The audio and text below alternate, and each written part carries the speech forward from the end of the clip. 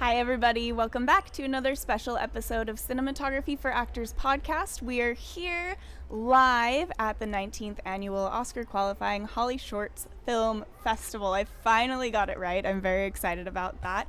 I am seated here with Benjamin-Shalom Rodriguez and Lydia Hooker.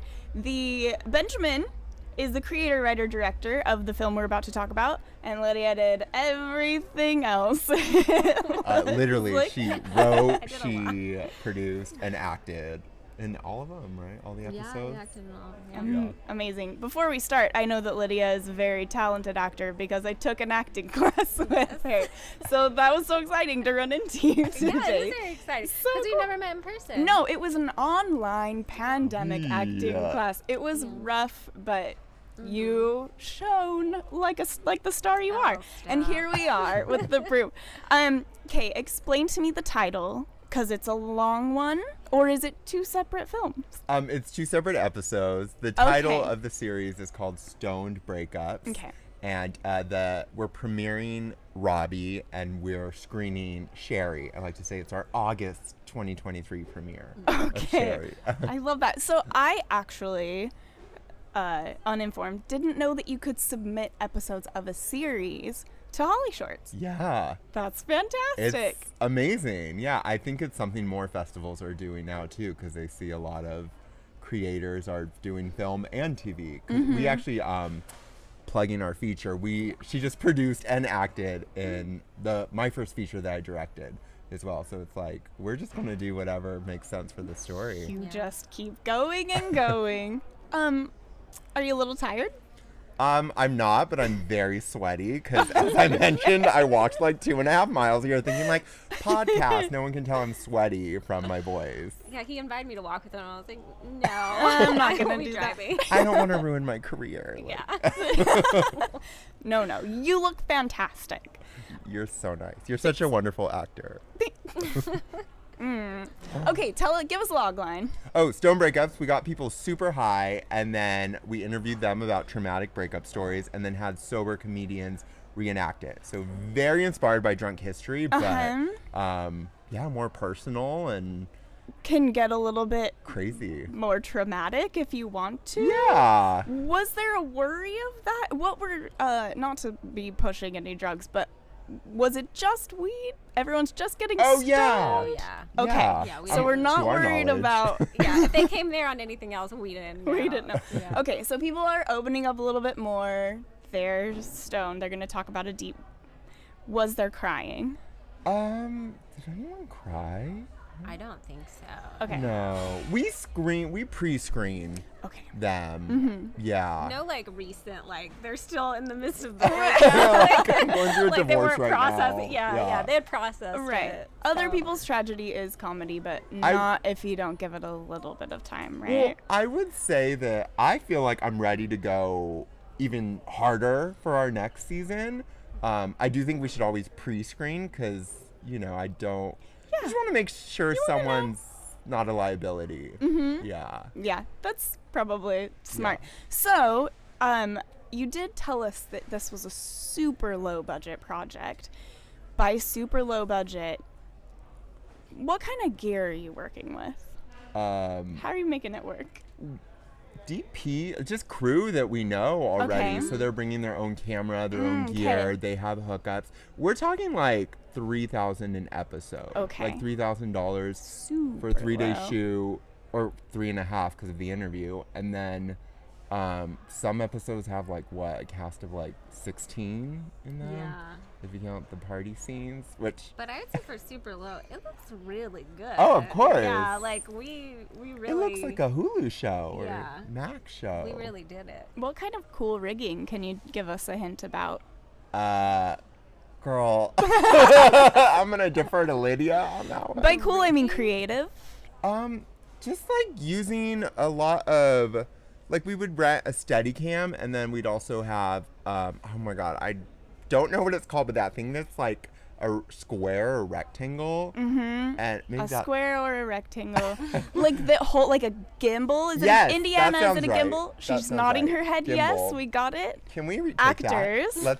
Actors telling you that they got a gimbal. Rewind the live. Yeah. We used a gimbal. Great. And we got creative by like, you know, people on the crew were like, I'll help hold it. So there were just some shots that were like, we can't get this with just our DP. It was just teamwork. Yeah, like it was me, it was the gaffer, it was the DP, and everyone else being super patient. And Lydia is like producer / actor, just kind of like keeping everyone on set like, we're good, Happy. he's got it. We did have it. Yeah. Yeah. But I love that kind of collaboration. What sort of conversations were you having to have with talent? Because this is cinematography for actors. We gotta talk about that. Yeah. With talent to make sure that you're getting these shots with the limited gear that you have, limited time, I'm sure, money, to tell the stories that you're trying to tell, even though they're stoned, you know. And then you have reenactments, correct? Yeah. Well, Yeah, so how are you- we, like in terms of the interview, I always think it's great to share as much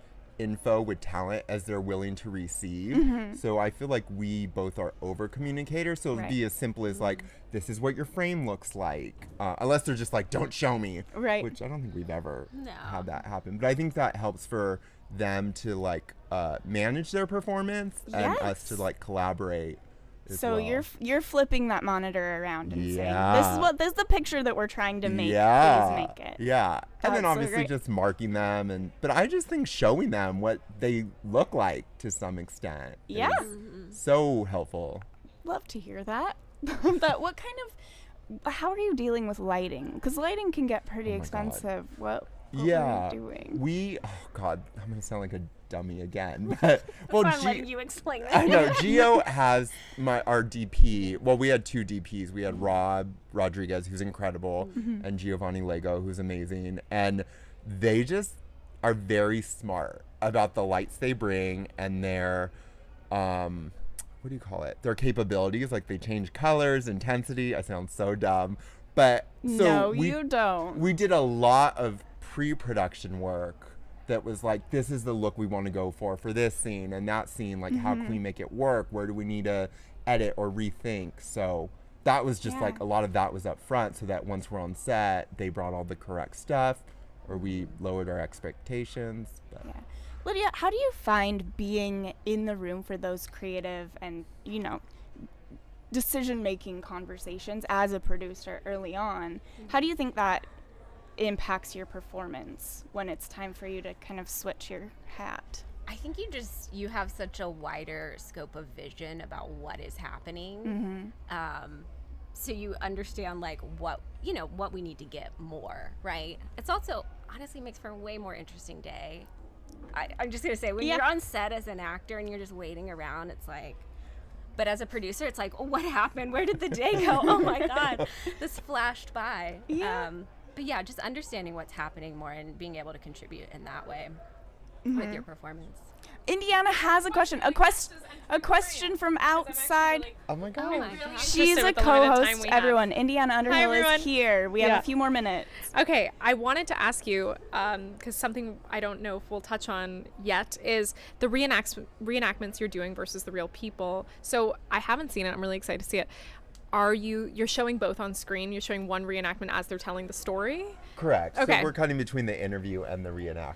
And how much freedom did you have around the story that you were telling based off of like the actual story they were telling with the reenactments? We took some liberty. Yeah. So fun. You know. Yeah. That's so fun. We did some zombie clipping and like. Yeah, and working with your two DPs, was it that you would switch out on episodes, so one DP would take on one episode and handle all the prep and go through production, or was it based on an availability of scheduling, or? Gio did all the interviews, and then COVID pushed us back for a few years, and then COVID got Gio sick on our first episode, so we hired Rob because we had already like this giant cast. Wow. Yeah. And then for the reenactments, with the liberties you were taking, were you looking at casting people that were true to character, or more something that people were bringing the energy of what that story was? It definitely energy, because we Okay, gender cool. bend. Like in Love one it. episode I played a guy that my love interest in Robby is a woman playing a man, like Who brought the energy? I have a fetish for like women in drag. Fun. Like I just think it's so. Remember Lady Gaga at the VMAs or whatever when she did like her alter character ego and she like performed as a male for the entire show? No. That was like the most incredible experience of my teens. So when you were talking about the gender bending, I was like, oh, that was incredible. So yeah. I just feel like just when I read stuff or watch stuff, when women are like writing from the point of view of a man or impersonating a man, I find myself being like, whoa, I connect to that. Right. Whereas like when it's a man writing from the point of view of a man, I'm like, I don't get it. Yeah. So not all the time. Yeah, Sorry. yeah. But I feel like in our culture, there's like an element of like men sort of write their point of view to show off. Yeah. Whereas like women write a man's point of view to be like, this is the experience. That's awesome. And so, Yep. One of the like final questions I had before, Haley, I'll let you take over again, just because I was like so interested in behind the scenes here, is what are like the biggest takeaways? Are you saying this is more in the genre of comedy? Or are you hoping that people have like this comedic, it's like the overtone, but underneath you're seeing kind of all the drama or like the takeaways of relating and connecting? What are the biggest takeaways you're excited about for HollyShorts for an audience? Ooh. Yeah, I mean, overall, comedic and entertaining. Awesome. Number one. Yes, Great. number one. But yeah, it is deeper, and I think it's so relatable. Everybody's been through a breakup, right? Or Yeah. most people. Or letting go. I think just the theme of letting go. And like we talk about Let's Do One seasons where it's maybe family breakups, best friend breakups. You're right. Yeah. You can't limit it because there's just so many. It's like the different versions of love. It's just there's so many different versions of the breakup. So that's so wonderful. I'm so excited for this. I can't wait. When do you screen? How can people at the festival find it and watch it? We screen Wednesday, August 16th at 10 p.m. Very great time. Whoa. That was like a promo and everything. I loved Please it. Even the tone, I was like, this is great. Yeah. And then we have earlier episodes available on YouTube, but these Great. are like our bigger budget episodes that we're like, this is for fest, we're going to sell this. Yeah, absolutely. And also you can watch those on BitPix. So if you can't get here, you can still see them. Yes. They'll be up there. On the virtual fest. See their bigger budget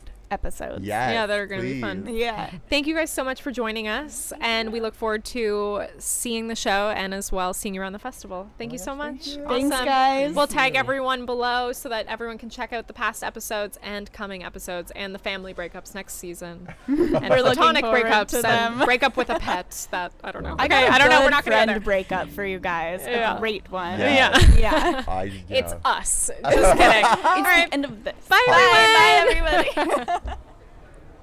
This has been another special episode of the Cinematography for Actors podcast. We are here live at the 19th annual Oscar qualifying HollyShorts Film Festival through August 20th.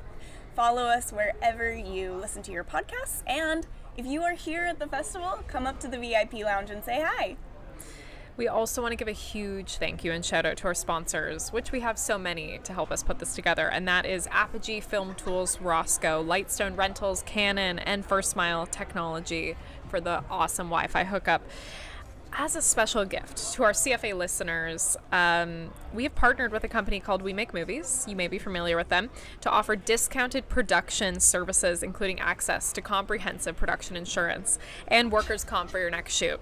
Visit wemakemovies.org/insurance and use code CFA23 on your next intake form for 10% off your quote. We are making filmmaking more accessible. Thank you so much for joining us. We will see you next time on the Cinematography for Actors podcast. Thanks all. Bye.